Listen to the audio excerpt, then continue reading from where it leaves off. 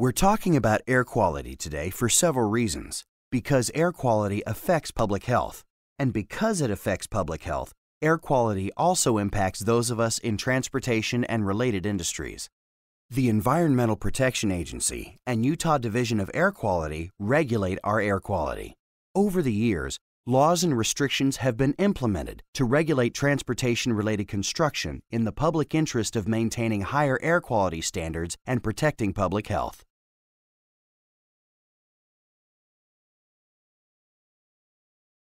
The health effects of air pollutants range from subtle issues to more obvious impacts, such as difficulty breathing, coughing, and aggravation of asthma and emphysema. In addition to the health issues, polluted air also impairs visibility. In the western U.S., the typical visual range is 60 to 90 miles, or about 1/2 of what it would be without haze-causing pollution. Pollution also affects the Earth's atmosphere. Greenhouse gases trap heat within the atmosphere. Although most greenhouse gas occurs naturally and helps to keep the Earth hospitable to life, it also is generated by human activities. Carbon dioxide emissions account for more than 80% of the U.S. greenhouse gas emissions. These emissions are contributing to changes in the planet's temperatures, and many scientists believe that could lead to harmful effects, such as sea level rise and changes in global weather patterns. In contrast to most criteria pollutants, emissions of greenhouse gases have been rising from all sectors. From 1990 to 2002, carbon emissions from transportation grew by almost 18%. Overall, transportation contributes approximately 1/3 of national carbon emissions.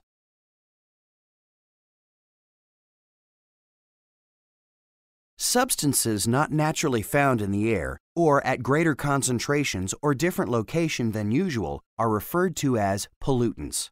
The Clean Air Act of 1970 required the Environmental Protection Agency to establish primary and secondary national ambient air quality standards for pollutants that have been determined to affect human health and welfare. The primary standards are designed to protect against adverse health effects, while the secondary standards protect against welfare effects, such as decreased visibility.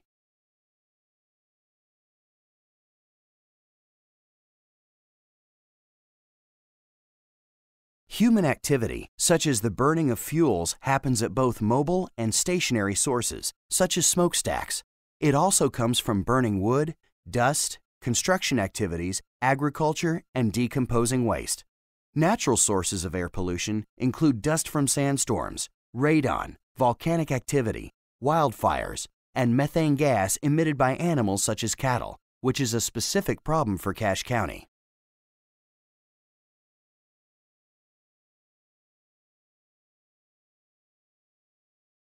Utah's Division of Air Quality monitors pollutants that have an immediate health effect. These are ground-level ozone, particulate matter, carbon monoxide, sulfur dioxide, and nitrogen dioxide. Currently, ground-level ozone and particulate matter pose the greatest air quality threats. In certain valleys in Utah, we frequently feel and see the effects of air pollution through inversion, when the normal temperature is inverted, so the colder air is closer to the ground. This causes the air to become more still and murky, as dust and pollutants are no longer being lifted from the surface. In cities such as Salt Lake, Logan, and Provo-Orem, this is a significant problem. In Utah, slightly more than half of the air pollution comes from motor vehicles. Industry, as well as natural sources, contribute significantly to our unhealthy air. The Division of Air Quality's Red Light, Green Light program identifies conditions as red, yellow, or green to inform Utahns of the severity of pollutant levels.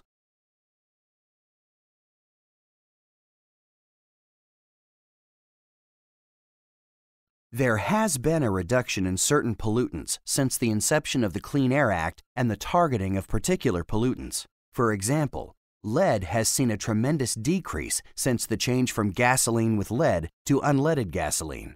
After being targeted, even with increased populations and more prevalent driving, carbon monoxide emissions have also shown a decreasing trend, and this trend is expected to continue.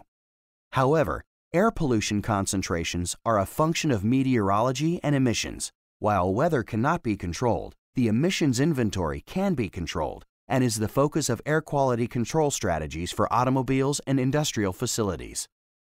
Air quality is a complex chemical reaction, and while we have tried certain methods to reduce other pollutants, we still have progress to make. By today's standards, Utah's air quality has gotten better. By tomorrow's standards, we need to improve.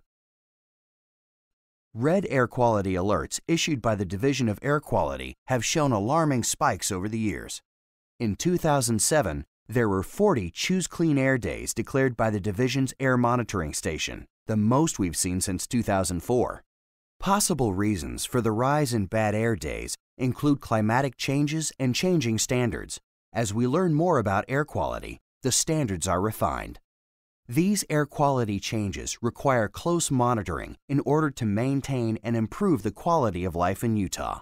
Monitoring, measures, and regulations are discussed in the accompanying Air Quality and Transportation Conformity presentation.